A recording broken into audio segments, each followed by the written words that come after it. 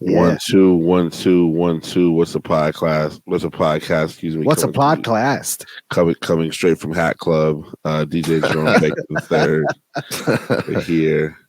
Shout out to my guy, always available. Hashtag She Wear Eddie. What's up, fellas? And No Pull Abdul. Hey, yo. Already. Jerome, you still wear hats like that? Yeah, I got a bunch. I just got some. Jerome wears dad hats. That's it. Jerome wears the Sonic Studio. That's it. No. I wear. Right. Do they have a Jerome hat? Is back in 2004 mode with trucker hats. See the haircut through the holes? Trucker hats are appropriate for this weather. It's going to be 90. Fact. It's going to be 92 this weekend. Yeah. So is it really? Yeah, for sure. Saturday's going to be very. Friday and Saturday going to be very warm. Trucker hat's perfect because that's really like keep the shade. Yeah, that Commonwealth Virginia trucker hat is perfect. You could just get that all. It says Virginia on it though, which bugs me a little bit. I mean, Jerome went to Hampton, I'm not talking about for Jerome. I'm talking about for me. I think Jerome is cool. I mean, it would be like me and Eddie you wear a Baltimore hat and you wear a Washington hat. Right. You could wear. It would be like me and Eddie wearing Friends and Family Air Force Ones, even though we're not really friends and family. That's exactly what it was. You guys are both. We're neither, apparently. The sneaker does not what solidifies you. You guys are family. Shout out to Yu Ying. You know what I'm saying? Yu Ying. Shout out to Yu Ying. Shout out to Yu Ying. Did you mean to say Yu Ming? It's, okay, maybe I might have butchered it, but it's okay. Black man America. Why are we shouting out Yu Ming? Because this is actually episode 210. Is it not 209? Yeah. I think it's 209, bro. Nah, bro. I'm looking at last week's episode. It literally says episode 209. Yeah. This is 210. Okay. 210. But yeah, we are here. Do remember to check out What's a Podcast, where you hear all of your What's a Podcast.live, where you hear all your previous podcasts, and youtube.com/What's a Podcast, where we have an amazing community of listeners. A big catalog too. We're just happy to be here, man. Shout out to all the listeners, all the commenters. You know what I'm saying? We're really making a push this summer to broaden the listenership. We're gonna bring back. We're going on tour this summer. Poisonous Darts. Yeah, we're live going on shows tour this summer. Yeah, live. Can you guys believe we're knocking on 4.5 years of doing this? I mean, it's pretty much my Wednesday. You know what I'm saying? Like it's pretty tight. Yeah. We stopped even shouting out Silent Time. I mean, we know he's here in spirit. Silent. For those that don't know, Silent Tom, and if you're a new listener, Silent Tom is the creator of this show. He's also the technical mind behind this show and our producer, engineer, curator. He just doesn't show up anymore. He does get the job done, though. He definitely sometimes, a lot of times late, because we're getting bombarded with DMs and emails asking why the podcast is not up. For all those sort of inquiries, please reach out to Tom Lim 202 on Instagram. He's the guy with the delays. Yeah.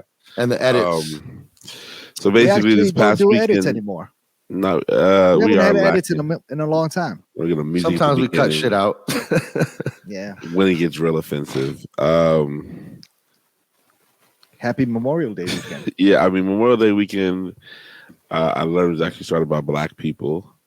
It's beautiful. You said what? Day. Initially, Memorial Day was started by Black people in like 1865 to honor, I believe it was slaves who fought in a war back then. Okay. And then it's been co-opted by the greater American country. Yeah, white people. Yeah. They took over. And you know what I'm saying? So they're like, oh, that's dope. We'll take that. But basically, man, Memorial Day weekend here in Washington, D.C. was tremendous. I had 11 gigs starting Wednesday, ending Sunday evening. Wednesday, Soho House function. It was Thursday. Was that Thursday? Oh, no, yeah. So Wednesday, I did the DRC, the running team. Yep. I did their 10-year anniversary. It was cracking. Where was that at? Dewdrop. Okay. Thursday, I had 3 gigs. We did the Soul House party. That was fun. That was fun. Came and hung out. That was at the Line? That was at the Line Hotel. Yeah, we just kicked it, man. That was a good time. It was good to see a lot of people there, man. young Phil Ade was in the building.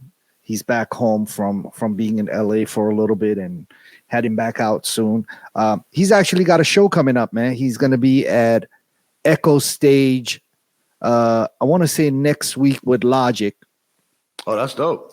So I'm going to be at Echo Stage that night.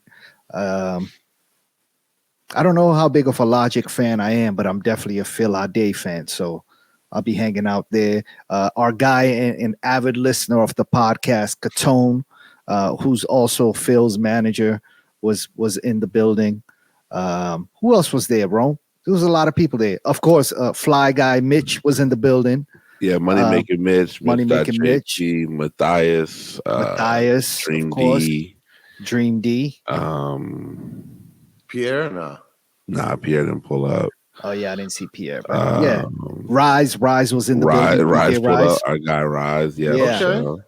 Now, also another listener brings him out. Also another listener of the podcast. Rise. Soul House was cool. I think Soul House did right by having me DJ. You know what I'm saying? Of course. Left that gig, ran over to Silver Lion, bodied that. That was fun.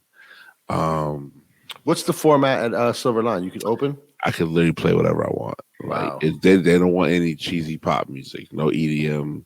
Easy. And I don't hit them. I don't do any future. You know what I'm saying? But they want to hear a DJ that has range. So I'm playing everything from the Postal Service to Block Party, Tame Impala, Frank Ocean, Lupe, Tribe, just everything. You know what I'm saying? It's a JB3 bag. It's very consistent. Yes, I'm good.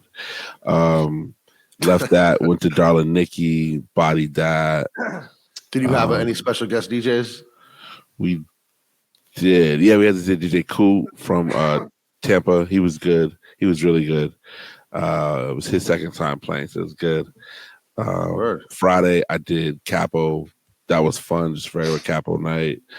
What's the regular crowd on a Friday night when it's not like a Darling Nikki party?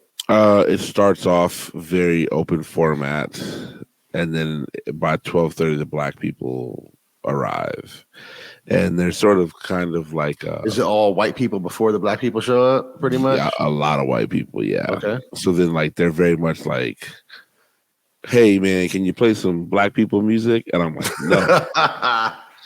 I'm like, "No." You know why? Not so they pull up. Because I don't want to. You're saying the white people ask you if you can play. No, the black people are asking me, "Can I play black people music?" And I'm like, "Yo, I'm playing house. House is black people music. Like, Get out of here." And I'm like, "Oh, yo, can you play Afro beats?" I'm like, "Yo, 1942 is right around the corner. Like, they got you." All night long. All night long. Yeah. So I usually wait till about 2:00, then I start playing like stuff of the African. But I still want to play like Stereo Love and old Pitbull records and stuff like that. Like, you know what I'm saying? You just got to get that out your system. So that was cool. Saturday was a four parties.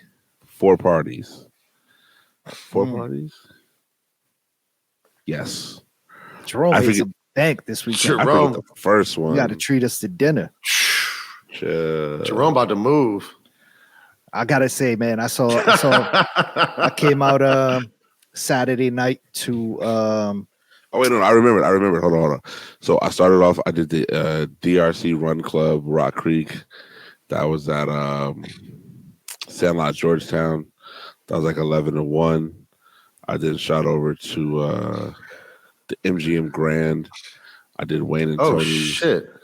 I did Wayne and Tony's pool parties, like private pool party, like Shy Glizzy and like all these street dudes were there. I didn't even know the MGM had a pool. They do. It's in the cut. I left there and went to Grandiose White, which was at Zebby's, which was cracking. That's the annual Ethiopian party. Yeah, Armageddon's party. Man, listen. All white party? All white Habeshes. Let's go. Habeshes. Is that how you say it? I think it's. I don't know how you say it. Habesha? I say how I say it. Habesha. All right. From Arizona. Habesha is Ethiopians and Eritreans. They both Habesha. Yeah, listen. Let's go. I'm down for whatever. So listen, they were just the volume of women in there was like, oh my goodness. The ratio the DMV is flooded. The ratio had to be about 7-1 in there. How did you do in there? I crushed the party. Nah, I'm saying. No, I showed up late. Number with one, the habishas. What do you? The female habishas. I had nothing for them. No, it was cracking. It was cracking, but I got it cracking. What do you play at a predominantly Ethiopian Afrobeats? No, because that's too obvious. Like too obvious. It's too easy. A lot of dance hall. No, you have to, no, I would have liked to, but the DJ before me played it all. He was like, "Yo, I just so you just got it cracking dance hall." So I just said, "Oh, you want to hear this day? No, bam." You click that 2 a.m. You don't know Jay, UGK, all that. You know. So is Armageddon's party like a little older, like 30 and up, or no? Easily. Okay, so easily. You could play all them bangers from back in the day. Yeah, but it was fun, man. It was dope. It was, and then like at some point, they were like, "Yo, can you play like the new WizKid?" Ran a couple of those. You know what I mean? I think I was asking Matthias about some of the newer Afrobeats records as well. Do you play with somebody else? Like, was it somebody on the mic? Yeah. So Trigger Half Crazy is on the mic. He's like Trigger Half Crazy. Listen, he's from Jamaica. What a name! He's from Jamaica. He's literally from Jamaica, but he's born in Jamaica, but he's from Brooklyn, but he lives in Baltimore. So, but he DJs in DC. So he's like the perfect East Coast story, right? Listen. He's great on a microphone. Like he is the best host on the microphone that I work with. No disrespect. You take him over Scooty. Yeah, 100%. Oh, all right. 100%. Now we're talking. Like, you're gonna start bringing him on other venues with you? I couldn't even do it. He has his own schedule. He has his own. He does a lot of stuff in Baltimore, like stuff that I'll be forgetting about. Yep. And then so last gig of the night was Eaton. Eaton was cracking. Right, Abdul pulled up. He saw it. Like it was at some point, did they stop letting people up there though? No, they did not stop last night. It was. I'm saying, like, it was cracking in there. Yeah, it was. I gotta say, I think it's been a minute since I've seen Jerome DJ for real. Like, I think even when I've been to Capo the last couple of times, I might have caught you when you weren't DJing at the time, but something changed, man. I don't know if it was Memorial Day weekend. He wasn't on autopilot, or it was the white girls that were up there that were talking to Rome. Like, Mitch and I were both like, "Oh shit, all right, Rome in his bag right now." Because as soon as Shorty came up and said what's up to him, all of a sudden the scratches were crisper. You know what I'm saying? The transitions were smoother. Oh, my whole set was flawless though. Jerome's like, I got all my sets recorded. They all flawless. He went crazy. Yeah. So I mean, when there's 500 people in the building, you got to go crazy. So the issue, he went crazy. The issue was like we had an opener. It was her first time playing out. Like first time playing playing at any club, bar, anything. For the most part, yeah. Like, and so she plays house music though. And then our guy Matt, Friends on Mars, it was his birthday. So while I knew that he wanted to DJ, I was more interested in making sure that he was like lit. Because it's your birthday. You gotta go crazy. Like, you don't have to work on your birthday. By the time I got on, I was like, man, we need energy in here. People just standing flat-footed. It took me 3-4 songs just to go from like flat-footed to like full swing. And my whole 45-minute hour set was just bananas. It was bananas. Who came on after you? The girl got back on. She was just like, what am I supposed to do? And I was like, you gotta figure it out. Yeah. I literally said, you wanted to DJ with me, you gotta figure it out. You know what I'm saying? I like, if you want me to tell you what to do, I'll just keep on DJing. Of course. Exactly. Like, if you know what I mean? So that probably didn't help her confidence, but I mean, I can't. No, that's good though. That. Yeah, I mean, Pierre, she's really close with Pierre, and Pierre's like, yo, that's the exact same thing I would have did. He's like, you gotta just put you in the mix. It's she'll thank you for it later. People. Yeah, for sure. Yeah. So I think got that out. I think that was a good party, man. And actually, before I came over there, I was out in Silver Spring at a friend of the show, Silver Springs. Home Court DMV had their night market, their night flea market. Man, listen, that shit was a lot of fun. I can't even front, man. I was ended up being there for quite a few hours. You stayed after it was done? No, I left before it was over, but I'd gotten there at like 6:30 or something like that. It was supposed to go on from 4 to 10. I got there like 6:30, and It was packed. I'm talking about. It's probably the biggest one I've ever seen. Is it all the same vendors most of the time? No, they had a lot of new vendors, but it was a lot of vintage stuff, a lot of local designers, but a lot of nice stuff, man. You cop anything? Did I cop something? Yeah, I did actually. I'm trying to remember what I got. Yeah, no, I did. I got a few T-shirts and things like that. Y'all heard of Mingo by Domingo, a brand from here? Mingo by Domingo. Yeah, it's a local brand, but they're making some noise and they had a little booth in there too. So shout out to them. But a lot of good stuff, man. Shout out to Rich and Home Court and everybody over there. Yeah, shout out to Rich. They're doing it real big, man. But yeah, and then I ended up going to go see Rome at Eaton. Dog, he was going crazy. He went crazy.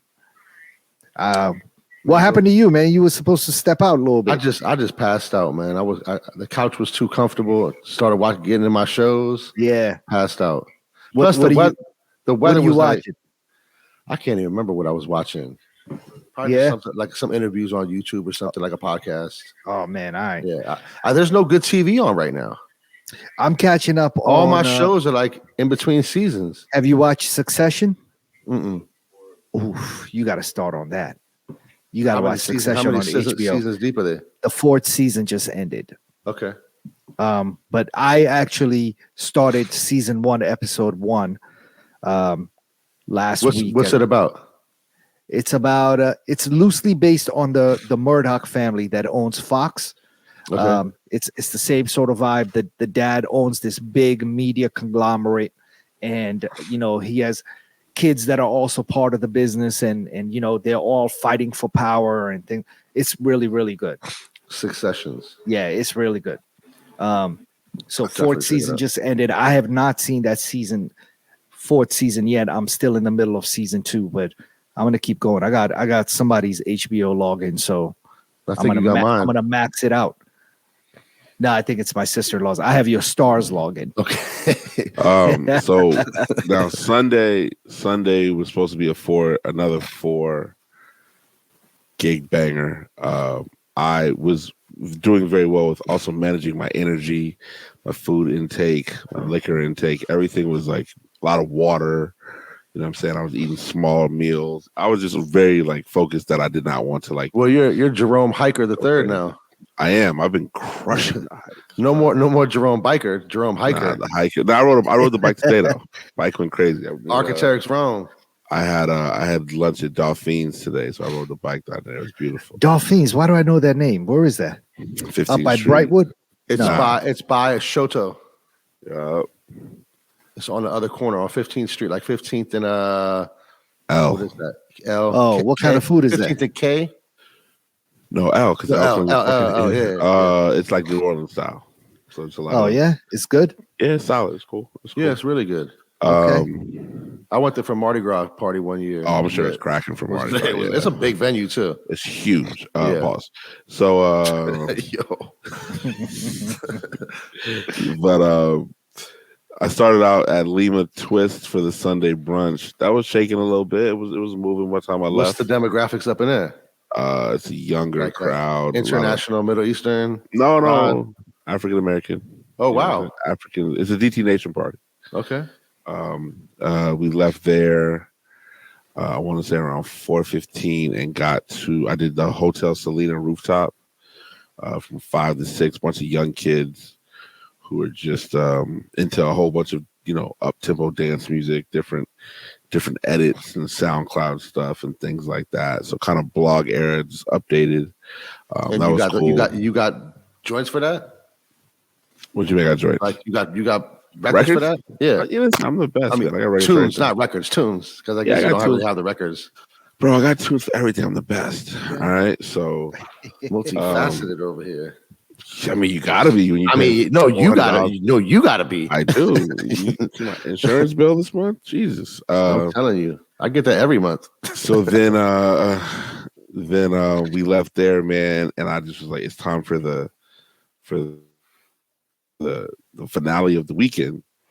which was the Dewdrop Party. Pulled up to the Dewdrop Party about 7:30. Man, it was already 200. Who was on before you? When I got there, I think Jamil was on. Dope. Jamil was on. He was rocking. Harry got on next after him, and it was about 8:30. Man, I said, "Bro, I got 2 more left." I said, "Let's go." Oh my goodness! Did you shut it down, or did somebody get on after you? So the party didn't end until probably 1 o'clock, maybe. Okay. This is like 8:30. But this is outdoors. It's outdoor. Outdoors like is the shit. All the speakers outside. Yo, Yeah. I listen, and I'm humble, but at the same time, I believe in myself, right? Shout out to my mom. Yo, I crushed it outside, like everything. When you got in the dance hall bag, So that was the second time I played. So the first time I played, I just hit him with everything, right? Like all the hip hop, some house, the classic house, Baltimore, Chicago. Yeah. Jersey. Do you like sort of freestyle your set, or do you have something lined up? Like That one was completely freestyle because Wow, I've never played that one before. So the energy of all these people just looking at you, yeah, and like, sort I of know like, what's next. take us home. And I know how Jamil plays. I know how Harry plays. So I know where I could just fit in and be a compliment to what they're doing. I'm not trying to outshine anybody. I'm just trying to be an additional piece of success, right? Yeah. So then I crushed it the first time. Jamil gets on again and goes crazy. He had his blow the whistle blend. He went crazy. There's some Cajunada. I'm like, all right, cool. So Jamil, then, for those that don't know, Jasonic. Jasonic, yeah. So then we have to can't be outside later than 10:30 because of the neighbors. And that's even holidays? Yeah, even holidays. Wow. So like 9:30, they start being like, yo, we're gonna move this stuff inside, Jerome. You get back on. I'm like, I bet. I'm like getting prepared to get back on. Somebody runs over to me and goes, yo, play reggae. I'm like, I look Abdul. I'm like, man, Yes. I bet. Play the tune, them. So whatever Jamil was playing, I was able to get into reggae rather quickly. You could ask Abdul, people. Shut that joint down again. The place literally erupted. Crazy. Song. So you turned up after they told you to move it inside. You turned up inside. This was like they were literally like, if they say we had 3 speakers outside, they took 1 speaker, then they ended up taking the monitor, and then like right around 10:30, they were like, yeah, we have to shut it down for real. But when I just had the monitor and the speaker, it was going crazy. Y'all think I'm trying to tell y'all, man, like, it went up. They knew the tunes. I picked the right ones. I was moving. You picked the right songs. Yeah, I was moving at a good pace. Yeah, which is still a pretty fast pace, but I just with dance hall you could do that. You can move. You have to. Yeah, I mean, all the dance hall that I've been aware of, like when you got them, you got to go. When you stick the rhythms, you got to bam, bam, bam, bam. You're showing off. You got everything. Essentially, so yeah, it just it went crazy. We shut that down outside, and then inside just became a house party. Like it was all classics. Did it fade out after that? No, inside. Everybody came inside. Bro? I stayed till 12:45. Jerome's cousin was there. She was getting faded too. Shout out to her. Was she faded? Nah, she was having fun. Yeah, my cousin's awesome, man. She's good people's. So we ended up trying to go to Mitch's party at Alice or Alias. Alias. They wouldn't let nobody in after 1 o'clock. And we got there at 1:03. And they would not let you in. They wouldn't let nobody in. And then Matt Mitch couldn't even come out and get you. I was texting him. He said I can't do nothing. I was like, all right, well, that's cool. And then we tried to go to Matt's party, but that was done already as well. So my cousin just took me home. Who's Matt? Friends on Mars. Oh, right. He had a birthday cookout. Okay. That was crazy. Oh, but that was Sunday night or Monday night. That was Sunday night too. And why was everything shut down at 1? No, just Matt's party was a house party. It was at his house. So I think he just wanted to kick people out. And Alias, I don't know what their deal was, but it's too many black people. Listen, man. Where's Alias at? On 14th or something? 14th Street, the old Soto, next across to Pearl Dive. from like Les Diplomat. Next to Pearl Dive, in between Rice. You know that place, Rice? Yep. So I'm not a fan of that place. Well, for some reason, that's the only building on 14th Street. When I walk into the basement, I lose my signal. No, it's not you. Everybody does. Wonder why? I think they got a signal killer in there because it's been like that since Soto. Yeah, it has. It's the worst. Like you got to literally come outside if your people's is coming. Yeah, they keep running up and down the stairs. Man, I ain't for all that. Like you know what I'm saying. So, but yo, tremendous weekend. 11 gigs. I'm still trying to catch up on rest. What's the bag looking like? Catch up on who got paid. It's just big. it's well. It's big. Well. Invoice.com. I use PayPal. You know what I'm saying? I can use PayPal. I'm still literally trying to catch up to who paid me and who didn't. So I got to do that tonight. So got to handle that. Yeah. So it was a fun weekend, man. I haven't been out. Memorial Day. The beauty of the weekend is that the weather was great every day until Monday. It rained on Saturday a little bit or something. A little bit, like literally Sunday. It rained Sunday. Sunday for like maybe 10 minutes. Yeah. And I was a little bit scared. I was sketchy about that. I was like, I don't know if I'm gonna go to Dewdrop because it's starting to rain.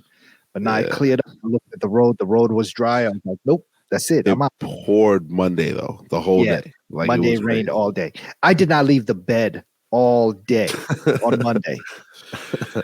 I didn't want to leave the bed, but I had to work at the shop, and I'm not even in the front, man. I had the worst attitude. Like I was trying to push through, but I was just like, "Why are we here?" like go to bed. Black people started Memorial Day. Why am I here? If people walk in, I'm like, "What do you want?" You know what I'm saying? Like, are you like streetwear? Why are you here? Yeah. Oh man, who are you working with on 210? Me and Tom Lim. Oh man, Episode 210. What's a podcast? You know what I'm saying? Obviously, there's still a lot going on in the world. Man, in unfortunate news, there is an actor by the name of Danny Masterson. He was on That 70s Show. He also moonlighted as a DJ sort of in the late 2000s. The horrible DJ. And I remember he was the kid with like the curly big fro, the crazy glasses. Yeah, crazy glasses. Okay. So he was convicted of rape by fear. What? What does that mean? 2 women, and two women.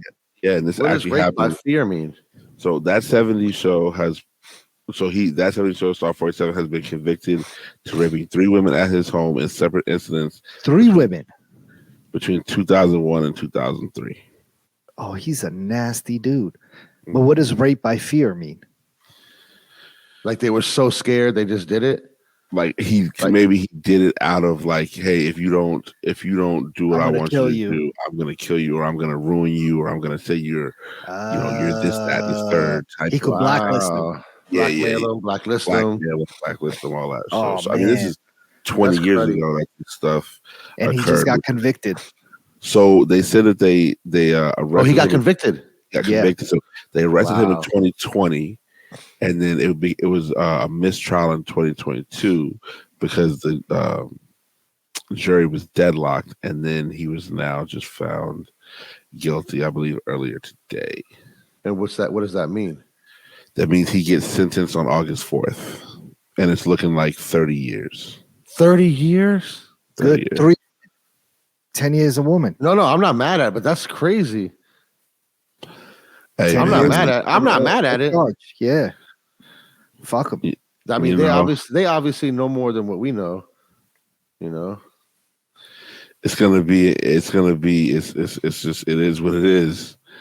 Yeah, it's bad business. Yeah, he definitely deserves it. Yeah, that's bananas. You know what I'm saying? I don't even know if he's been on anything else. Has he ever acted in anything else except for That 70s Show? He was literally DJing. He's been in a few other things. I think he probably lives off of like residuals. He definitely does. I wonder if this affects the show being what's that word? Syndicated? Syndicated?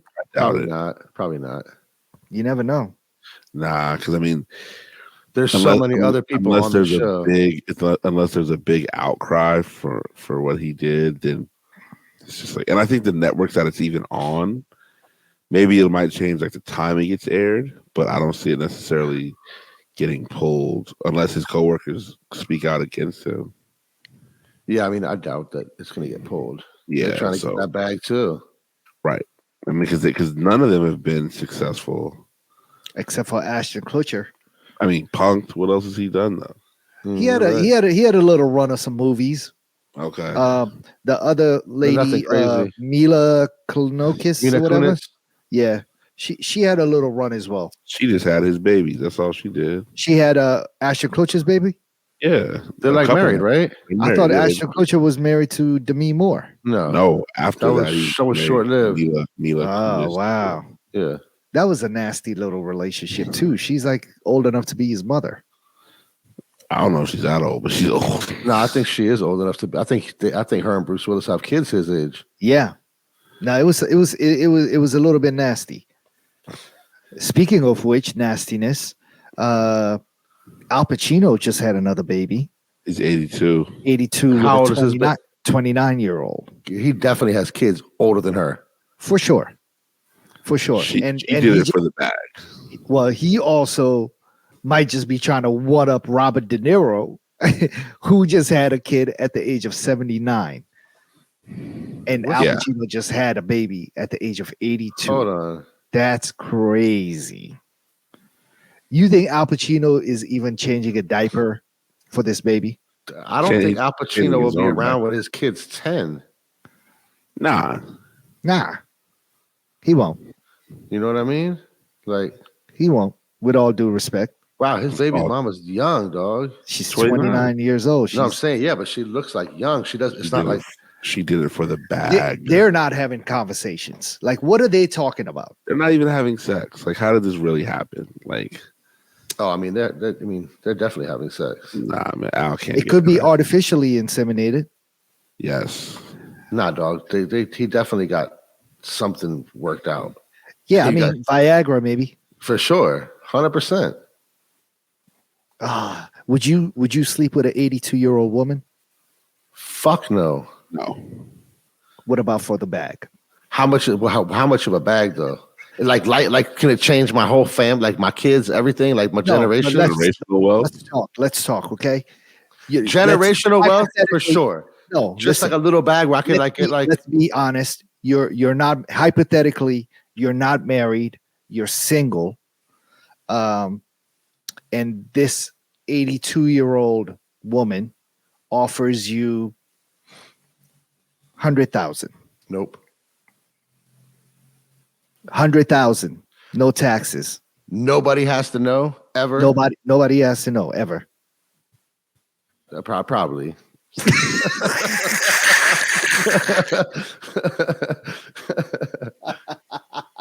Probably not. How old am I? Am I 29 or is this current day? No, you're 40. No. At this age, not. But if I was her age, 28, 29, probably. Okay, so you're still 40. 200,000. Nah. 200,000. Nah. Cash. That's not that much money. You don't have any kids. You don't have. I don't have any kids. It's not. That's a lot of money. 200 G's. Okay, so 300. 250. Nah. You are not Jerome. You trying to pimp me out on the show? What are we talking about? If I was 28, what are you doing? I get the bag. What are you doing today? 100 million. No, 100 million. Yeah, that's never gonna happen. That's not even nobody realistic. offers that. That's not even realistic. Talk. Let's be realistic. 150,000. Anything under, realistically speaking, anything under 5 million not worth it. That's not true. You would do it for less than that. Nah, because $1 million today is 500,000 in cash, no taxes. Nobody has to know a word. How about you? What's your price? I don't know. Let's see. $20. You throwing it out. You throwing it out. He's like, get me some ginger beer and some yums. We good. I mean, listen, if you're not married and you're single, I don't know. Yeah, I don't know either. But all that changes when you're 20 years old. Yeah. You know? What's the oldest person you've ever had dealings with? I don't know. And how old were you? I don't know. How old are they now or how old were they then? No, then. How old were you and how old were they? I'm a gentleman. A true gentleman never tells. I mean, I'm not asking for names. I'm just saying. I don't know, man. I don't remember. Okay. How about you? Let's start out. Let's start. How about you go first? I think I was 21 and maybe 37. Yeah. 37, 38. Okay. Yeah. I'm not mad at that. I think that was it. Yeah. Yeah. I was about 21 years old. How was the bag? There was no bag involved. I wish there was. So now that we've established Abdul's moral capacity, the money is different for all of us. It can change everybody. A different amount changes everybody's life. You know what I'm saying? Hold on. So you said how he's 82 years old. He just had a baby with a 29-year-old. That's right. That's retarded. He's probably the same age as her great grandfather. Yeah, he's my dad's age. Right. And there's a world where we could have a kid that's 29 years old. Maybe. Yeah, I mean, we have friends that have kids that are 29. Yeah. So do you? I do. I mean, yeah, but my man had a baby the first time he ever had sex. My homie had a baby when he was 16. Yeah. But my man, the first time 26, 27. The first time he ever had sex. Oh, he let loose. It sounds about right. He knew what he was doing. Yeah, he knew what he was doing. Both of them. Both of their first time? Both of them. It was their first time. That's the powers above cursed them. They were like, dog. Lightning struck them. What? Are they still together? No. His daughter graduated from Howard a couple of years ago. First time he had sex, he got a girl pregnant. Yeah. Damn. Yeah. I mean, everything's a blessing. So let me not say everything's it. Yeah, but I mean, do you even like sex after that happens the first time? Yo, I'm not doing this again. You're scarred for life. I'm not doing this again. Is that his only kid? Or he has more kids. No, he has more kids. He has the second time he had sex. He had kids too. 2 kids with his wife. The second time he had sex with his wife, he had kids too. Yeah. Yeah, his other daughter is a freshman at North Carolina A&T. Can you even? That's the crazier thing. Could you imagine having kids the first time you had sex? No, at that age, I was what? I think I was childish even when I had a kid at 32. Right. That's what made you grow. That's what made you grow up. Yeah. Wow. I cannot imagine having a kid 20 years before that. Like the first time you have sex, though. I mean, that's also probably why, teenage pregnancy, those shows are that 16 and pregnant show was a real thing because these are children having. Is it that bad still? No, I don't think it is. Right? I know when we were like younger, it was like it was bad. Yeah, they had daycare. High school. My whole high school. Yeah, they had daycare. Almost every girl in that joint had got baby by the time we graduated. Yeah. It was terrible. Yeah. That I gotta say has gotten better. Was it like that in Arizona too, Rome, or nah? Spanish girls. Oh, Spanish, and they're mad fertile too. Spanish girls. Respectfully, you look at them funny. I know a lot of Spanish girls. So if we're 42 now, they got 20-something-year-old kids. I mean, a lot. And I went to a predominantly white high school, super white high school, but we had Spanish kids getting bussed in for various programs. And it just still didn't stop them from either dealing with some dude who's older from around their way or whatever the case may be. But one of my homies was a good friend of mine. She had a kid senior year. Isn't it also a thing where some Spanish Christians don't believe in contraception? I thought that was Catholics, wasn't it? Well, a lot of Spanish people are Catholics. What I'm saying, I thought Catholics didn't believe in contraception. I think the Spanish ones really stick to that rule, though. They're like, our life goes. Most religions will tell you to only have sex to procreate. You know what I'm saying? Okay. Yes. Most religions will do that. So that's what it is. It's not don't use contraception. I thought there was some sort of rule Catholics have against. No, I think so. I think you're right. That makes more sense. You're supposed to have sex to procreate. So they leave it in. Get it in. Damn. That's crazy. I don't necessarily feel like that's the smartest take on things. I'm not saying that they don't. I'm just saying, but like I'm sure like stricter. Mm-hmm. That's probably how it goes. A lot of it though, I think also just comes down to like, you're at that age where you got your mom saying one thing, but your body is saying something else, and the boys are saying something else, and a lot of times you gotta look how old the mom is. The mom might be 35, 40, 35. Yeah. You know what I'm saying? With an 18-year-old child, like the apple don't fall far from the tree all the time. You know what I mean? Yeah, I mean history kind of repeats itself. 100%. So it's like, and we all know people who had kids in high school. We just said it right now. You know what I'm saying? For sure. And I was a peer mediator in high school, so I definitely a lot of my good friends have kids from high school. I definitely had like to break up fights between baby daddies and mom on our lunch break. You know what I'm saying? Like, because it just went down like that. You know what I'm saying? So I just feel like, but they said nowadays kids are way more aware of the teen. Yeah, I was gonna say, because I don't think that you don't see too many like young kids with kids. I think nowadays. that teenage pregnancy rate has definitely gone down significantly. I feel like they're 20 years ago. So much more informed now. They have a phone in their hand all day long, so they're like, you know what I mean? Yeah, and I think they know somebody else too who has been in that same predicament, and they just don't want that for their life. You know what I mean? Like, like if anything happens, you hope that the parents can help step up, but if not, you got a long road ahead of you trying to get your life together. You know what I'm saying? It's almost impossible at this point. Yeah, I mean, can you imagine doing what you do at 17 years old? No. You know what I'm saying? I'd be a terrible parent. I would have given her to an aunt or something like that. Your mom would have had it. Yeah. I would have been a deadbeat dad and had fun. I'd still be living in Arizona if that was the case.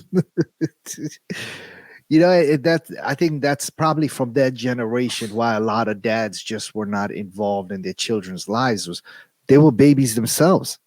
Yeah, it's just tough. You did not understand the ramifications of not being around.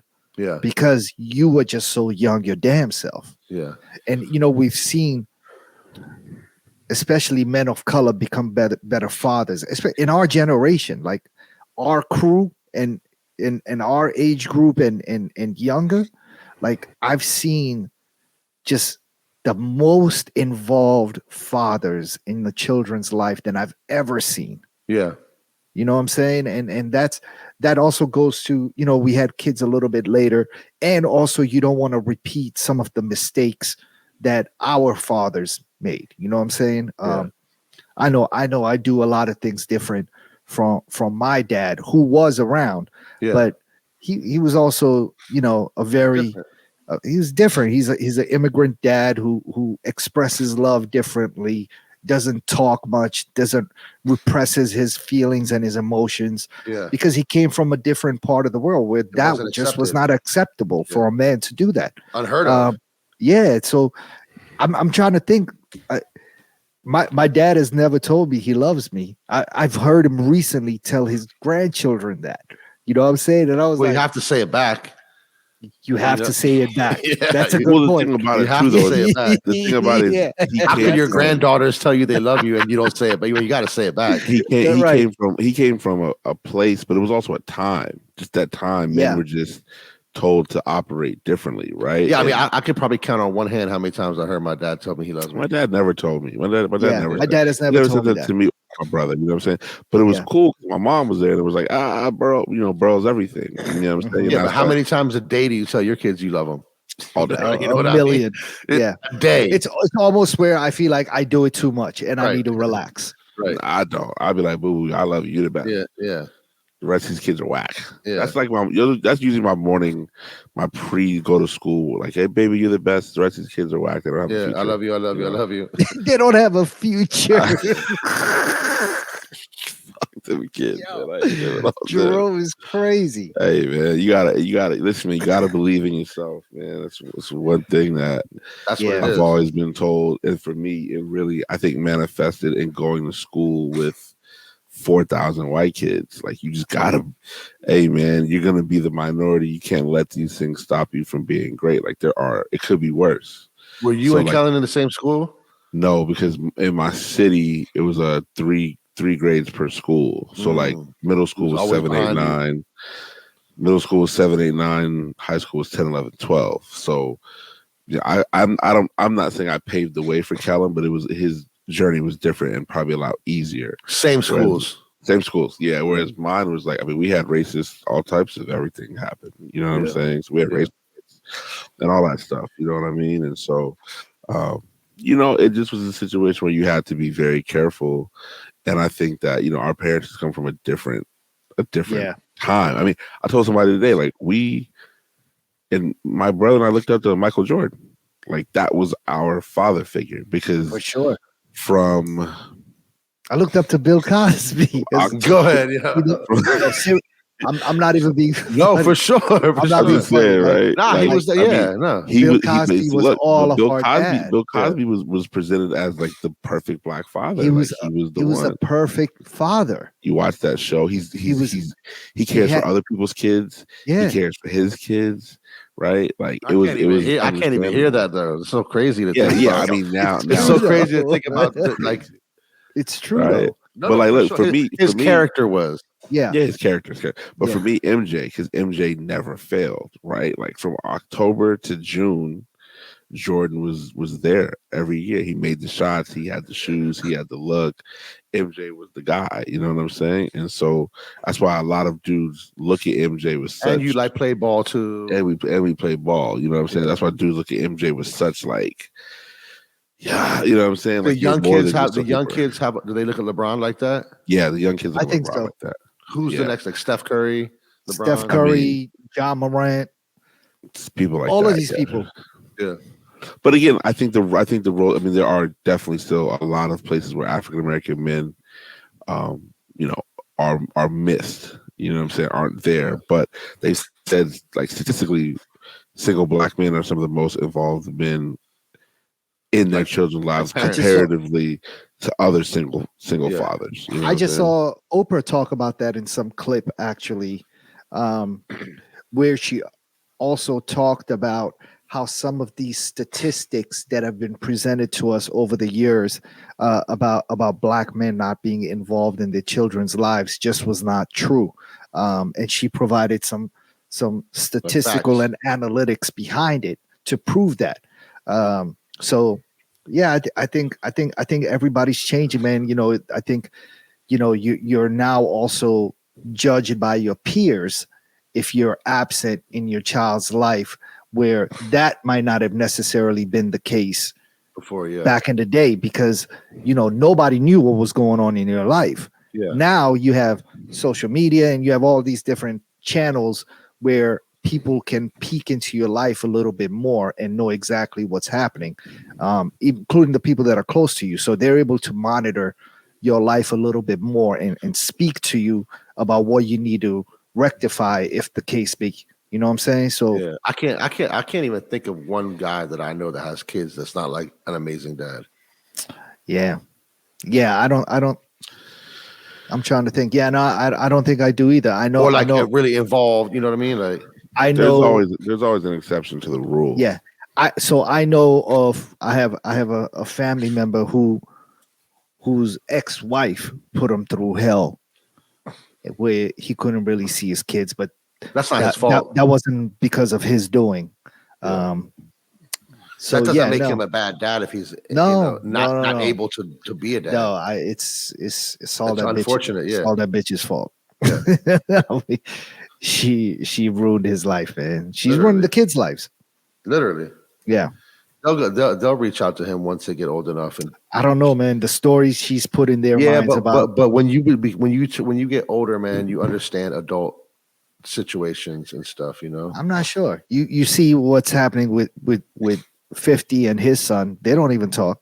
It's also, he says it's because of the things the mother put in the child's ear, and now he's a grown man and he's still. 50 was like, all you do is hit me up for money. You don't want to be a part of my life. You just want bread. That's just a kid's life too, though. Like 50 has to understand. He's not a kid though. You'll always be 25 is still a kid. Like when you look at it now, but also you just, your child is always going to be your kid. Like, I'm not saying that's right what he's doing, but All children do that. If your parents come from money, they all hit you up for money. Like it's Yeah, but I what? think, but again, I think Yes. that what he's saying serves a purpose a couple different ways. Like it's kind of still an out for 50, right? It's still an excuse he can use for him not wanting to be vulnerable, be close to his own son, right? I think the son, may need to go above and beyond what he thinks. He has feelings. He feels some kind of way, and there's just a lot of different layers to all these relationships, things that are so different. Yeah. You know what I'm saying? No, there is. I mean, but it's difficult. It's difficult, unfortunately, I think, for people to come to grips with a lot of things as adults, because a lot of the issues people have as adults started as children. Yeah. Right. A big percentage. It's statistically true, and sometimes it's just plain to see. Like, you know what I'm saying? If you weren't reassured and coddled and pushed as a child, you might be an insecure adult. You know what I'm saying? And like, you need to believe, and that's why I'm very big on confidence and believing yourself. I talk about it all the time, believing yourself. You know what I'm saying? Sometimes I do it at the expense of others because I think it's funny, and sometimes I do it because I really mean it. You know what I mean? But I know that you have to put yourself first. With these mental health issues, our parents weren't even allowed to speak on these things. There wasn't no such thing as mental health. Exactly. So it's like, you have to come face to face with your problems, and if that is what of your parents doing, sometimes you can say, hey, my parents didn't know any better, and sometimes you can say my parents just didn't care enough or were too busy dealing with their own issues. I mean, if you look at where like maybe black people were in the 50s, I mean, my parents were born in the 50s, and then if you look at their parents were probably born in the early 1900s. Like, think about being a black person and what you had to go through in the early 1900s. You're just lucky just to be alive, just to make it out. Literally. The way they was my grandmother's from Arkansas. The way they was hanging black people back then, like, literally, shit is crazy. You know what I'm saying? And then think about their parents were literal slaves. You know what I'm saying? Like, so there's gonna be issues in it. I mean, I think they say it's legitimately like traumas in black people's body, like their cells or their genes or something operates differently as a result of trauma. Genetics. Yeah, the genes are shorter as a result of trauma. I believe it. You know what I'm saying? Like, I mean, generational trauma. Sure. So, I think that it's awesome to see people speak and talk, and to acknowledge you have no friends who are deadbeat dads is a wonderful thing. Yeah, I mean, I can't think of one person that I know that has kids that's not involved in like with their kids. I think a lot of that also comes down to is, I mean, obviously you don't have children, Eddie, but people who now have children who are responsible with their children don't want to be around somebody who isn't. That's what I was going to say. Like, you don't respect somebody or want to be hanging out with somebody. You're either going to cut that person out of your life, or your behavior is going to inspire them to deal with their situation. Well, I think you do that first. I think you try to lead by example. But if they don't, it's like, I can't be around this. I don't even want my kid to see other kids being able to, It's just like, how do you look not being involved in your kid's life? Like, they didn't have to be here. For sure. You know what I'm saying? So episode 210, What's a Podcast? Shannon Sharp, who I'm not sure if you guys watched his Fox Sports News show every morning with Skip Bayless. It's always being put on Twitter. He's on Fox or ESPN? He's on Fox. Oh, okay. He basically he has a buyout with his deal now with Fox Sports 1. And he's going to be pretty much finishing his run on the show as of the end of the season. Final starts today when people get this podcast. So Skip Bayless and Shannon Sharp have had a kind of an iffy relationship. There's been some disrespect. Yeah, they go back and forth. Yeah, they go back and forth with it. They're a little snippy with each other. And a lot of people are looking at this as a great opportunity for Shannon because he has a YouTube channel. He has a show on his own YouTube channel. The name's kind of whack. It's called Club Shay Shay. It could be better. Yeah, that's a terrible name. That is horrible. But he has 1.2 million subscribers. So basically, it's his own following, his media presence. Oh, wow. Okay. He's getting a bag already. But like now it's like overdrive time. It's time to really get it cracking. You know what I'm saying? So he's just going to do sports commentary or on his own channel. They're not sure what he's going to do yet. But a lot of those people, the thing is that he already have the channel? Is he doing anything with it already? Yeah, he puts his show out there. Yeah, he puts his show on there. No. So what happens is him and Skip Bayless have a show every morning. Right. He has his own YouTube show where he interviews different personalities. Okay. And so, you know what I'm saying? Like, it's one of those situations where a lot of news anchors do other podcasts and they do other forms of content. For sure. Because they don't make a lot of money as on these shows. Yeah. Right? So the thing that's going on with him, I think, is his YouTube channel is becoming so greater. He doesn't need to be on Fox Sports anymore. He doesn't need to be disrespected. Right. He doesn't need to be... he can control it, run the show. He can control it, yeah, for sure. And so collect all the money himself. Everything goes to him. All the money himself. You know, smart. He's 52, 53 years old. Get it. You know what I'm saying? Speaking of another 52, 53-year-old, P. Diddy is suing DeLeon. Wait, isn't that his... He's suing Diageo. Okay, the owner, the parent company of DeLeon. Yeah, for racial discrimination. Wow. Yeah, he basically says that in a legal document, Diddy and his Combs Wines called out Diageo for allegedly prioritizing other alcoholic beverage brands like George Clooney's Casamigos, which it purchased in 2017 for $1 billion. Jeez. In 2013, Diddy and Diageo purchased DeLeon as part of a joint venture. So he's saying rather than equal treatment, Diageo has treated Mr. Combs and his brands worse than others because he is black. Diageo has typecasted Ciroc and DeLeon, apparently deciding they are black brands that should be targeted only to urban consumers.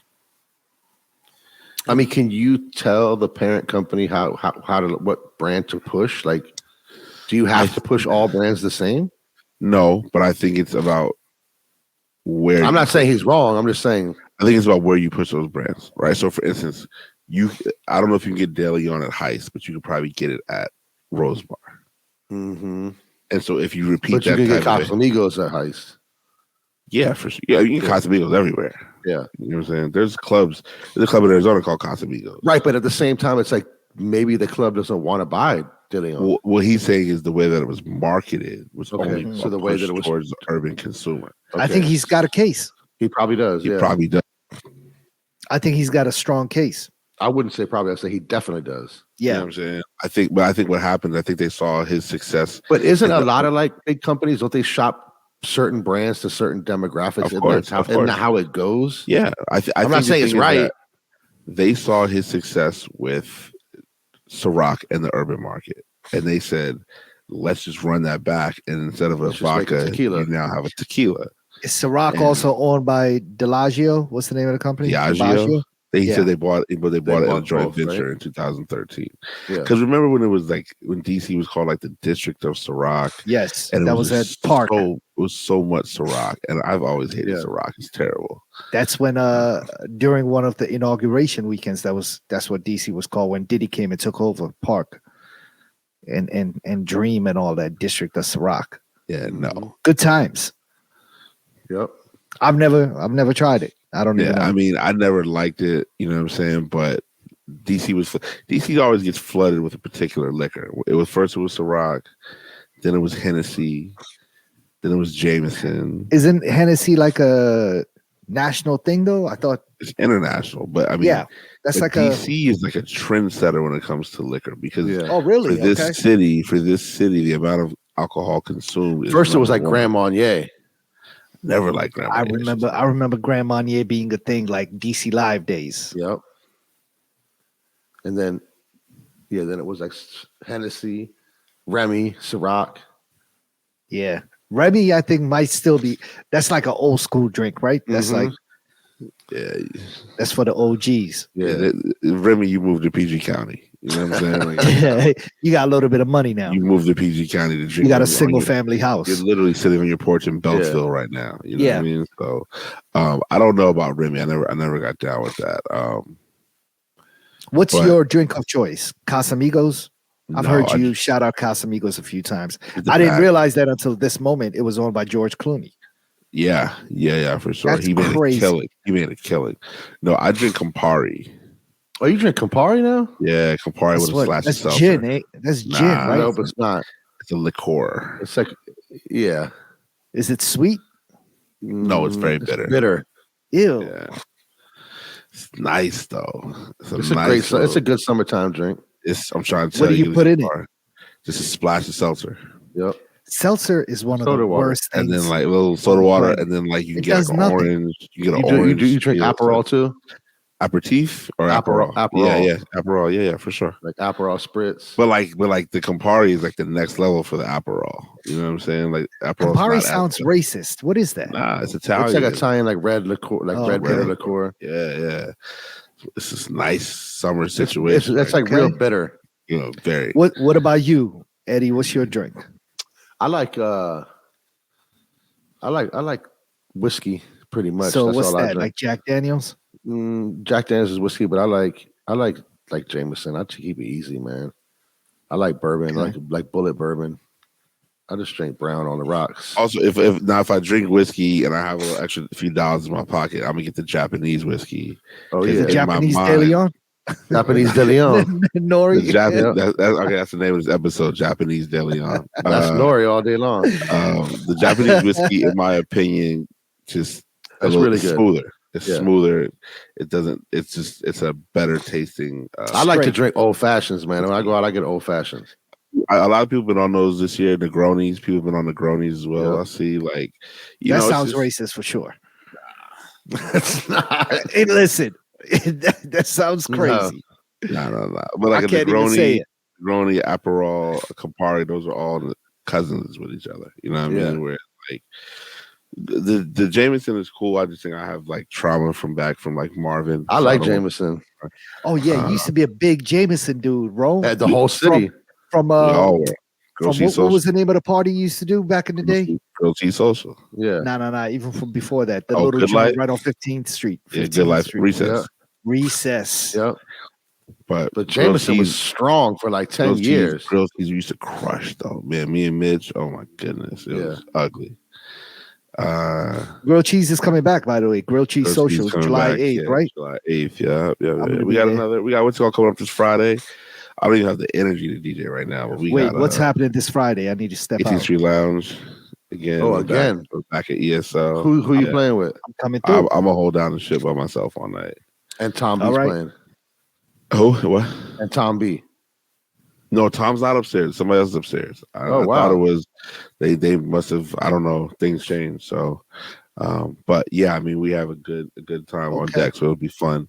I'm gonna step out. I'm gonna come through because I haven't been to this 18th Street Lounge yet. It's cool. It's a good. It almost kind of looks and feels the same, but not. You know what I mean? Like they did a real good job about making it feel. The old one was really massive. There was a lot of room, so I like that. Yeah. So I'm gonna come through. I'm gonna step out on Friday night. Same. I'm not gonna lie, man. The old one was a tremendous experience. If you love music, I think. Yeah. Just what it had to offer on a consistent basis was just undefeated. Yeah, I mean it's definitely like it was a staple. I was not really in there for the music. Which you don't have to be. But 99% of the people were, and that's what made it. Right. That's why I said the experience of 18th Street Lounge was something that was almost like going to Marvin on a good night. Like you're there for the experience. Yeah. But part of the experience is the women. Like let's not you know what I'm saying? Let's not front. For sure. So we'll see what happens with Diddy. You know what I'm saying? You never know. Shout out to Diddy. Good luck. Shout out to also Angelo Bach.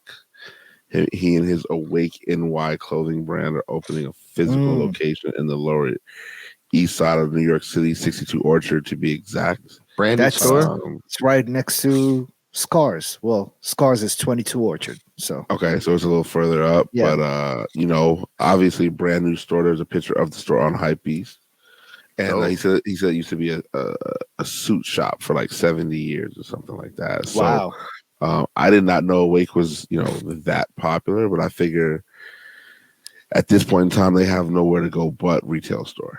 You know what I'm saying? That's it. I wish DC had more individual streetwear, like branded stores, retail stores. Yeah. Yeah. Because I think you need that to grow the scene. I think so. I think so.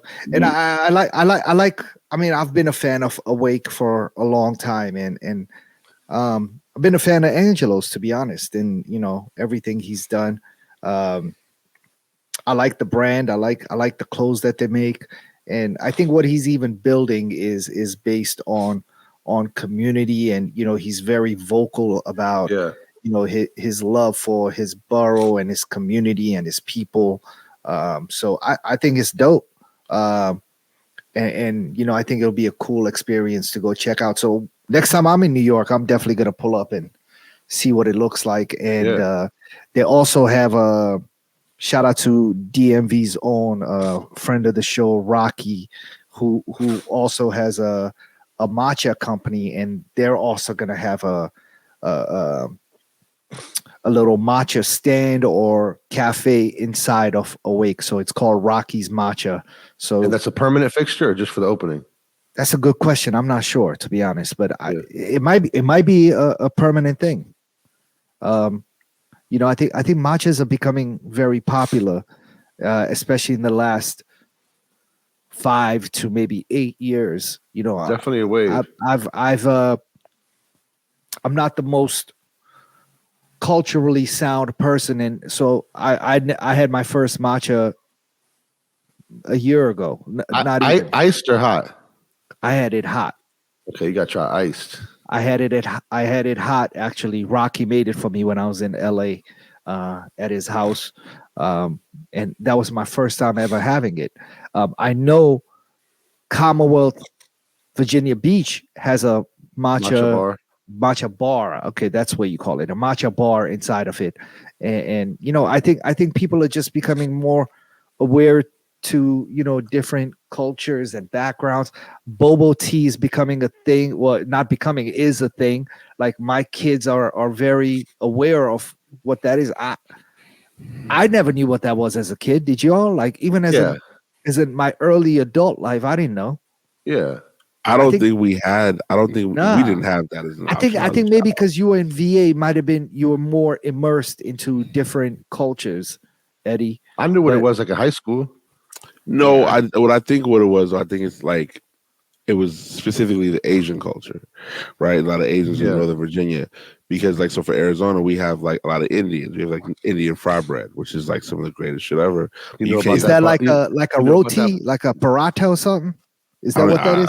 I don't know. I don't know about that butter chicken early. No. Not these are the Native American Indians. I see. Okay. Not the others. You see what I'm saying? Okay. So I could have said something. What did Hove say? You were about to say Hove's line. I know you were. I definitely was. I know you. Yep. I was about to say it too. I'm glad I did. But so the culture just speaks different. Like the woman who's had so much success over here, La Tejana, a lot of what they do is very native to Texas. But if you don't have Mexicans that make breakfast burritos because you live in Philadelphia, then you're not going to be aware of that culture. You know what I mean? For sure. So I just feel like boba tea is a hit now. There's one right here on Park Road. Yep. Busy all day long. All the time. There's another one around here somewhere. I'm not even sure where it is, but it's busy all the time as well. Like it's good. I just love to see these places when it's still authentic. Yeah. You know what I'm saying? Once it gets sort of, I don't want to see like Thomas opening up a boba tea spot. You know what I'm saying? Or Curtis. Like fuck out of here. Yeah. You know what I'm saying? I want it to still be owned by and started by an Asian person. I'm cool with the Jamal opening anything. Because I just for sure. I just don't want.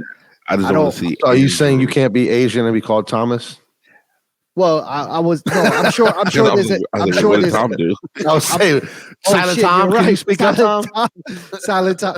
No. I meant like a you white mean a Caucasian. Person. Yeah. Actually, what's a Caucasian specific name that is also doesn't Anglo-Saxon spill over to an Asians? Actually, Asians kind of have taken. They've kind of immersed themselves in white names as well. Yeah, for sure. Ethan.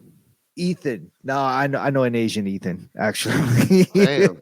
Yeah, I can't think of a white specific, but that's what I meant. I meant Carter. That might be one.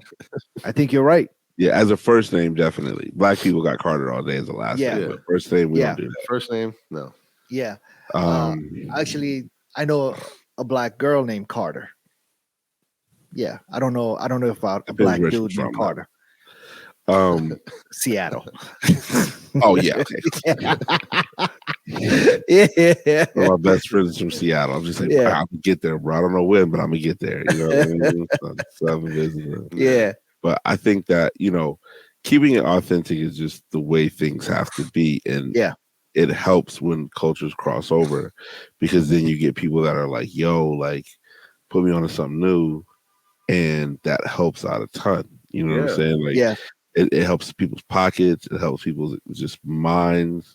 Now, because you see the way people travel now. Like, I know so many people who have been in Japan in the last 6 months. Ever since they reopened their borders, Japan is like the hot spot to go to now.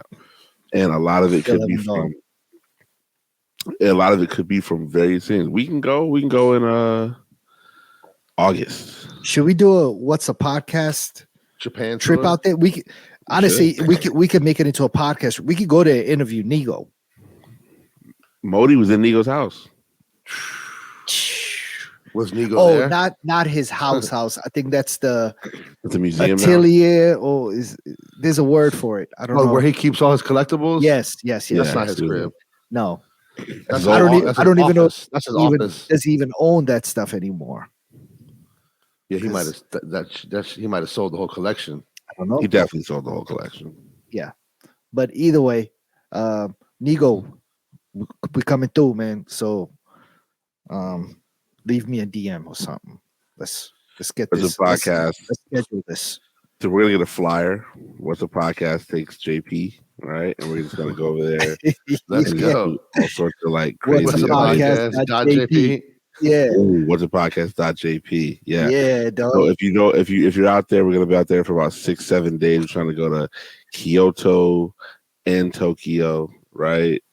So holla at us. Let us know if you got a guide. Yeah. Neil, if you're listening to this, text me and we'll go from there. I just got a list of stuff to do in London.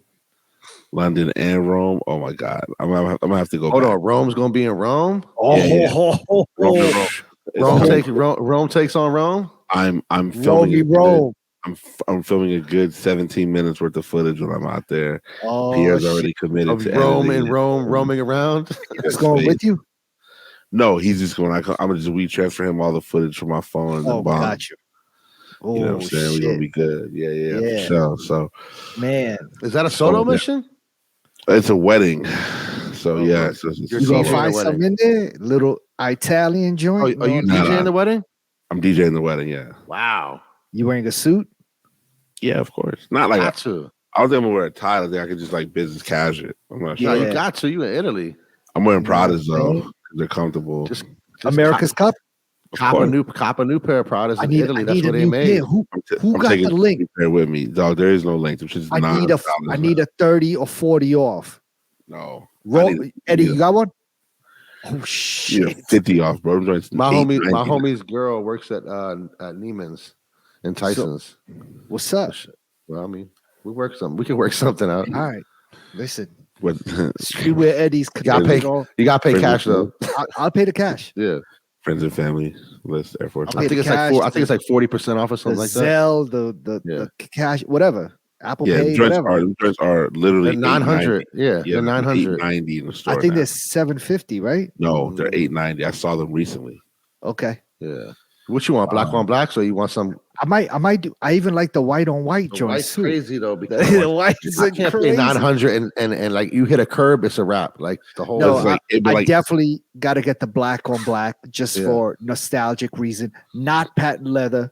No, just black on black. Yeah, the old school joint because my current ones fell apart. But are you going to get black on black with laces or with 2 straps? No, I do laces. No, no straps. Laces. Yeah, no. And the white ones, $850, dog. Yeah. Did you see the red ones? They got every color, dog. The red ones are Push crazy. been wearing them a lot lately too. Push been on them heavy, and I'm just like, dog. They're comfortable. I know what area you can. That's why I wear them to weddings because I can be on my feet for. I used to rock the hours. high top ones back in the day too with the strap. Back in the day, the high top ones were different. Never owned a high top. Back in the day, I owned them both. I never owned a high top. The black on blacks were fire. I could not do it. Yeah. To me, that's the best club shoe of all time, though. Yeah, for sure. That's they pass inspection. You can that's get the in. first. That's the first time I got them. I had to go and get into DC Live when it first opened up in 1997. Yep. That wasn't Mark and Taz, so Abdul had to wear hard bottoms. It was actually Abdul, big Abdul. Different Abdul, yeah, yeah, who actually now owns Air in Adams Morgan. Have you all been to that joint? No, what's Air? The old Chloe. Oh wow, okay. Dog, it looks like it pops off in there based on Instagram. I haven't been to Adams Morgan. Crowd, I'm gonna tell you that. I haven't been to Adams Morgan. It's a what crowd? Interesting crowd. I kind of want to. I feel like that's the older crowd, right? Adams Morgan is always kind of like an interesting crowd. It's an older PG County crowd. I heard their brunches actually jump off too on Sundays. It's a turn up though, but it's 40. Your food takes 40 minutes to come out. I'm not eating. I'm just going to go hang out. Your water's going to take 40 minutes. Oh God! You know I mean? Shout out to Abdul. He's also Adams Morgan though. Adams Morgan though is really. We talked about it last week. Obviously, Akil has the barbershop. Manifest is there. Oz has his investments over there. They opened a new place called Baja Tap Bar. I don't know if you guys have seen it. Nope. No, who's that? It's amazing. It's the rooftop of Roofers Union. No, it's the old Mellow Mushroom, and it is crack. It's Mellow Mushroom. It's not the Reef. I think it's Mellow Mushroom. I'm pretty sure it's was Mellow Mushroom called the Reef before? No. No. Next door to each other. Oh, okay. Because I know the Reef. Is the Reef called Roofers Union now? I don't know. Yep. I remember the Reef though. I think the Reef is Roofers Union. So they just said that Adams Morgan's having a little renaissance because a lot of just good restaurants are coming in. What's it called? It's kind of empty now though, like the Columbia Road part. Like, you know what I'm saying? Is the diner still open? Yes, of course. But it's just not. It's not 24 hours anymore. Oh, it's not. Nah. Pandemic. Oh, really? What a disaster. It's not 24 hours. It closes at like 7, maybe even 7 p.m. Swear to God. No, it does not. Okay. You're who joking. wants to eat diner food before? Who the fuck wants to eat diner food? Like 7 a.m. maybe. For real. Get out of here. That's crazy. So today they were open 6:30 to 12 a.m. Oh, midnight. That's normal. But 6:30 p.m. to 12. Oh, they open at 6:30 p.m. It opens at midnight. It's closed right now. It's open now. It's closing. It closed at midnight. But they didn't open until 6:30 p.m. This is crazy. Yeah, that's weird. Interesting. All right. I had some good times at the diner. Oh, I used to be cracking. Goodness. Yeah. The diner in 2015 was. Oh, it said it's open 24 hours, 3 days a week on Thursday, Friday, to Sunday. Saturday. Yeah, so on Thursday, the weekends. Friday, Saturday. So during the week instead. Nevertheless, open till midnight. There's a lot of good options in Adams Morgan. I think it's not Heaven and Hell. It's a place right next door to Heaven and Hell. I forget what that used to be called, but now it's called Shanklin Hall, and I believe that's black owned. There's 5 black. Yeah, it's owned by some sisters too, right? I think there's some sisters. Like 5 involved. People involved. I'm not sure if the women are sisters, but I saw their promo pictures, and they're open now, and it actually looks like a really well designed space. It looks like they took some inspiration from Manifest. Yeah, I think it's 2 sisters. I think their last name is Shanklin. But I was supposed to go to it after Soho House on Thursday, the little event at the line. I was going to walk over there with Scooty and Autumn and, their folks. And I just, I didn't. But yeah, I got to check it out though. What is it? It's a club or it's like a little lounge? It's a little lounge. I think it's a little lounge. They might be shooting for some membership opportunities as well. I'm not sure. It's a small space. I see a couple of homies DJing there already, so we'll see what that looks like. What's the podcast? Episode 210. While these guys figure out what time the diner closes. Closes at midnight.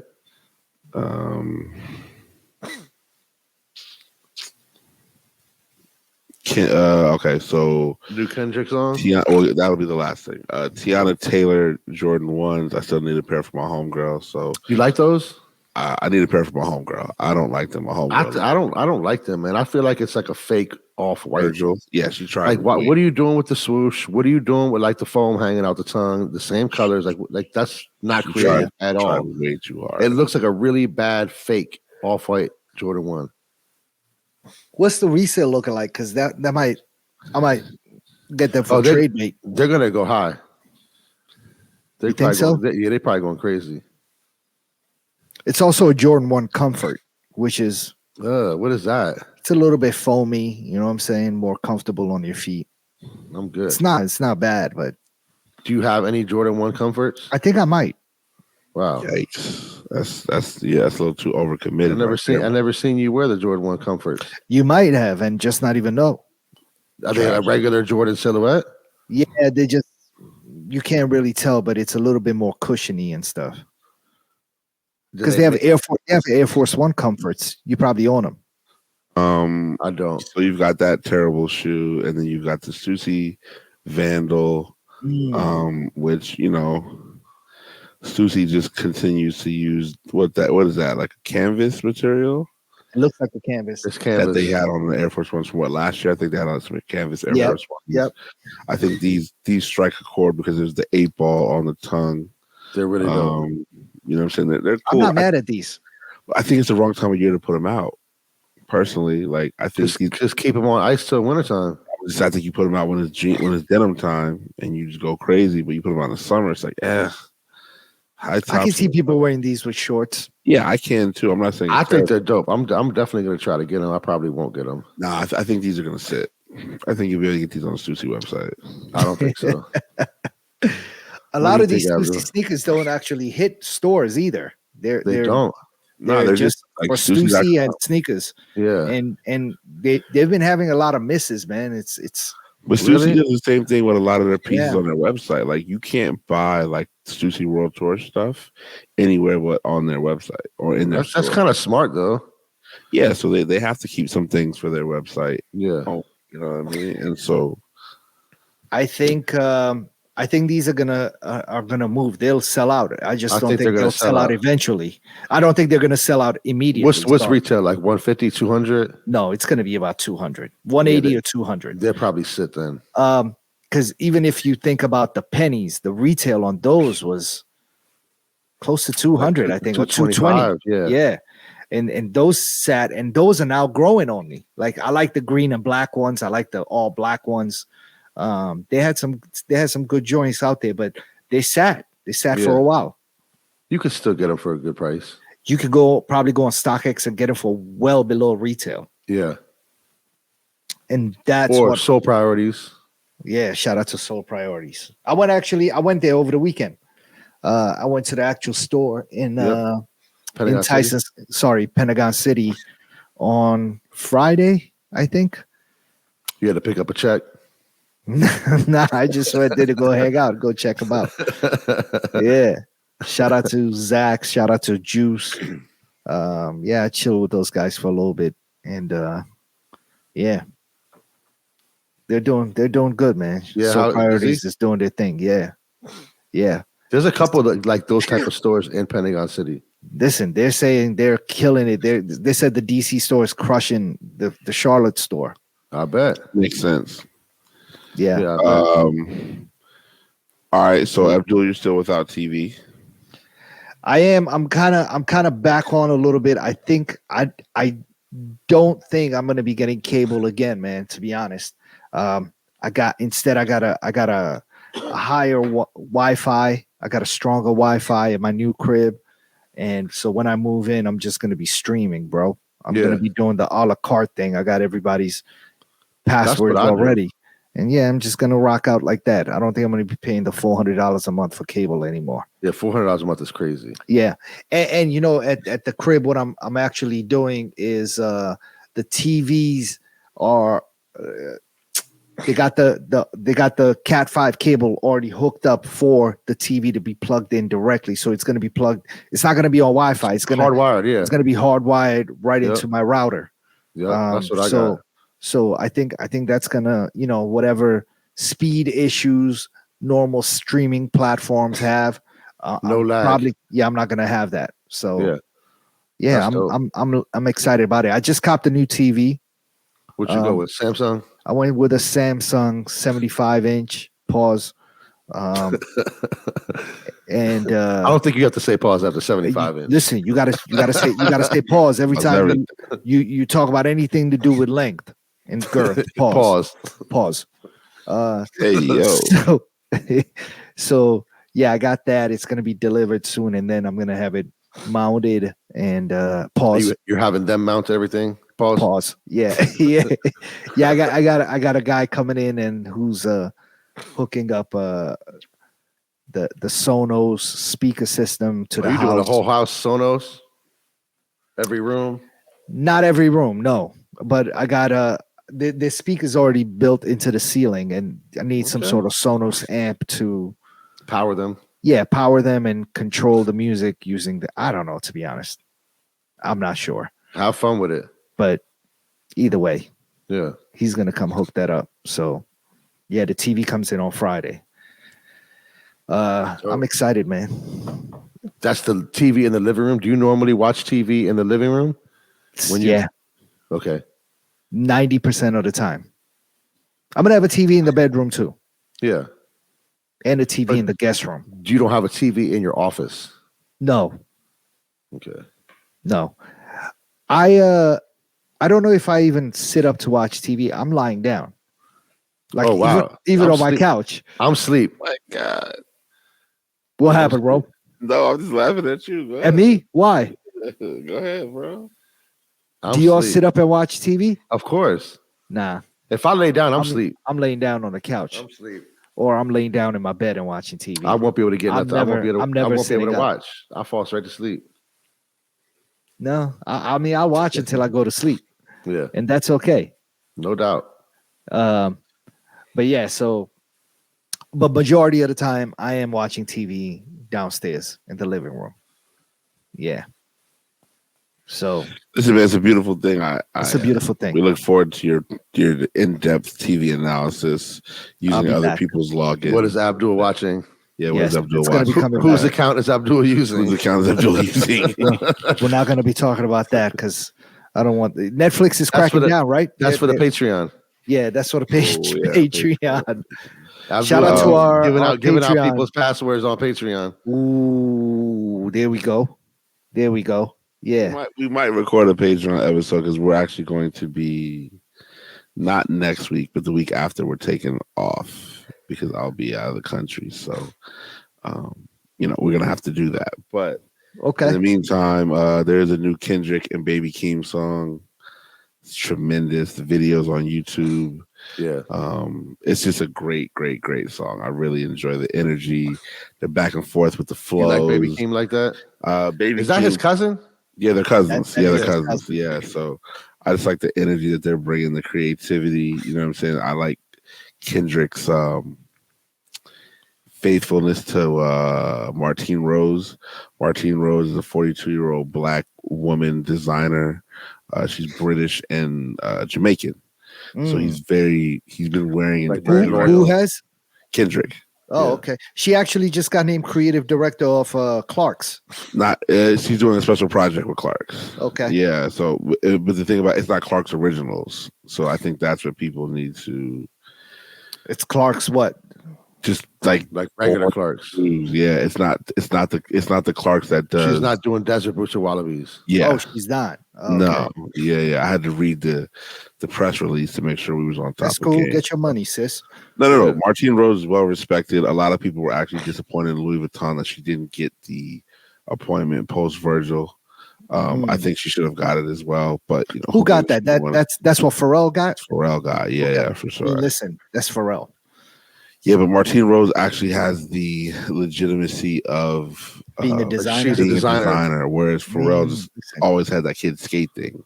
Nah, but he's designed stuff too. Pharrell has design. He's design adjacent.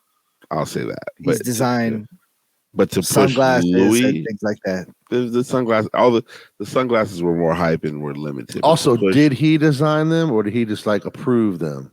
I think he probably had I don't something know. to do with them. I think he designed them. I don't know. What do you have? The millionaires? What are they called? Millionaires? Yeah, Or billionaires? millionaires. Those are crazy. Yeah. Those are still doing well. Like That was a bad 14 time years for that. later, whatever year that came out, 09, 07, something like that. Bad time in fashion right there. You think so? 07? Yeah, it was a bad time. With some crazy shoes everybody was wearing. Atos, what's it called? Oh yeah. God. That's Jay-Z wore those, right? With the millionaire glasses. Kanye with the millionaire glasses. Those were PRPS jeans. terrible. Right? PRPS jeans and a Crooks Hove and Castles t-shirt. Hove led motherfuckers down the wrong road a few times. Like, yeah, but Hove wore them once. Motherfuckers was out here wearing them shits like every day. Yeah, like, once Kanye got a hold of them, it was over. God, what else did Hove ruin?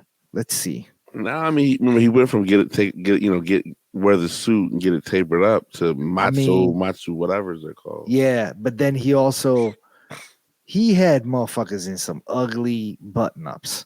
Like once he started doing the whole button up thing, he had that Mark Bar shit going. God, yeah, yeah, all them little funky little shops in Georgetown. Yeah. They were going crazy with the button ups. I saw some crazy button ups at Dream, man. Hell yeah. But it didn't matter if you had a button up in the Yankees fitted and Pradas, you were good money.